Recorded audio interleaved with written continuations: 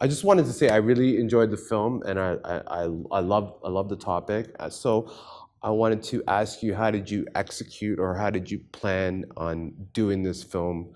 Because it's such a complex topic and something new, right? Not, and it's about human reproduction. Yeah. So, short or long? It doesn't matter. Okay. So, I made a film about a woman giving birth at home like 20 years ago. And she said, I'm pregnant, I'm not sick, I don't need doctors, I can do it with a midwife. So I was doing this film a very long time ago. And when I started to research for Future Baby, it was like the counterpart Right. to this woman. It's searching for an answer what medicine can offer for people who are infertile. But then researching it, I understood it's even a bigger topic, because it starts with infertile couples. Right. But it will become a subject for even more people, especially when we're going to start to talk young women into freezing their eggs. Right. So then we will see more and more of it, and it's not only the medicine, the reproductive medicine, but it's also genetics coming together with it. Right. Which means that we are, I don't know if you know the transhumanist movement. Mm-hmm. So they are saying we have to upgrade ourselves anyway, because all artificial intelligence and robotics will come. So this also comes to the topic of Future Baby, really. So it was really very hard to melt it down again. But I understood that it's a topic that a lot of people don't know about, and I thought it's very important to give the first information out. Right. Okay. And I didn't want to make it emotional, driven, heartbreaking story. Right. Right. I wanted it to be very straight and dry. Mm-hmm. I don't know if yes. you can Yeah. take it in English.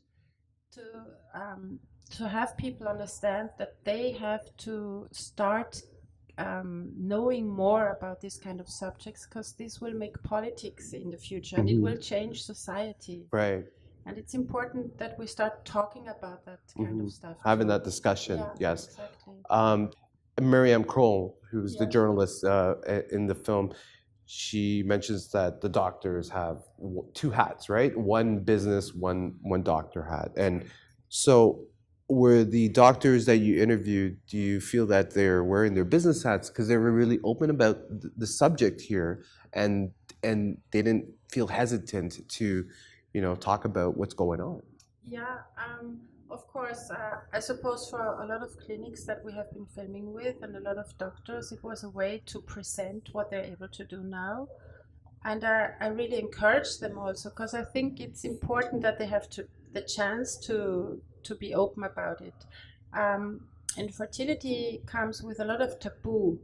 And the doctors normally like that kind of closed information, Right. enclosed information, because it makes it easier to sell their products in a Right. way. So I was happy to find some that were open about it. Some were very reflected.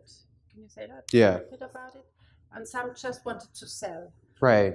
But for me, it's like doing a documentary. It's like making a play, because there are different kind of roles in this play of infertility marketplace. Mm-hmm. And so I wanted everybody to play their role, like Right. what are the stories they are telling normally to people. So Right. I thought if I catch that, we can understand what the storytelling is, Right. and how people get into this market, and then it's they market more and more solutions, and you are driven into it, and you can't. It's very hard for people to stop and say, no, this doesn't feel good for me anymore. I don't want to go further. Mm-hmm.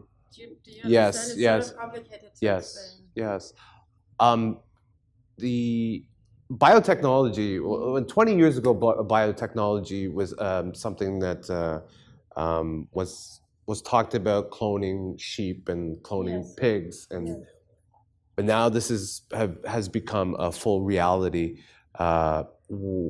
and and last night's screening, they were talking about how the advancement of biotechnology is really, is really multiplied and it's fast. Can you perhaps comment or make an opinion about biotechnology? Yeah. Or I think what you see in Future Baby is that some people like biotechnologists would say, well, nature was always dangerous and we have to tame nature and we have to understand how nature functions so we can tame it.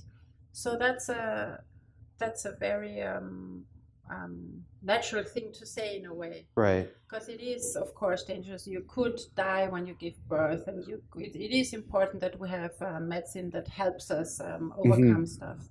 But then on the other hand, biotechnologies emerge that quickly that I have the feeling society really doesn't speed up that quickly together with biotechnology. Right. So they're very, very fast in the things they are doing, like gene editing. Gene editing will come very soon, and it starts with mice, and then it goes to other creatures, and we will see that. We will see it already happening with human people, I suppose. So it is so fast that we really, as a society, have to start thinking about it. When we read the newspaper and it sounds complicated, you sort of turn the page.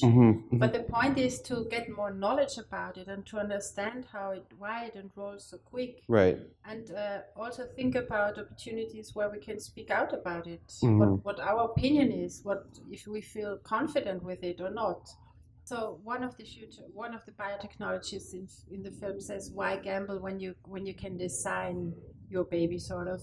And it's an interesting standpoint because it says it gives you the impression that if we know how to do it, it is sure that the outcome will be the way we want it to be. But this is sort of this we have to question in a way, right? Because we never know enough. Genetics, for example, they say they know a lot now, but the discussion then starts when they say, okay, there's also epigenetics, which means that there's always more, and the information is not, all of the information is not out there.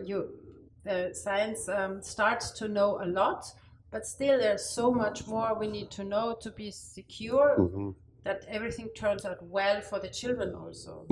So how does it feel to be here at Hot Docs? Yeah, well, it's a great opportunity. I think it's so important to have a bigger audience, to have an international audience, to have the topic out, sort of, and to have people starting the discussion with themselves. So Hot Docs is, for me as a filmmaker, also a big opportunity because, it's hard to get in. I'm proud to be here. So, yeah.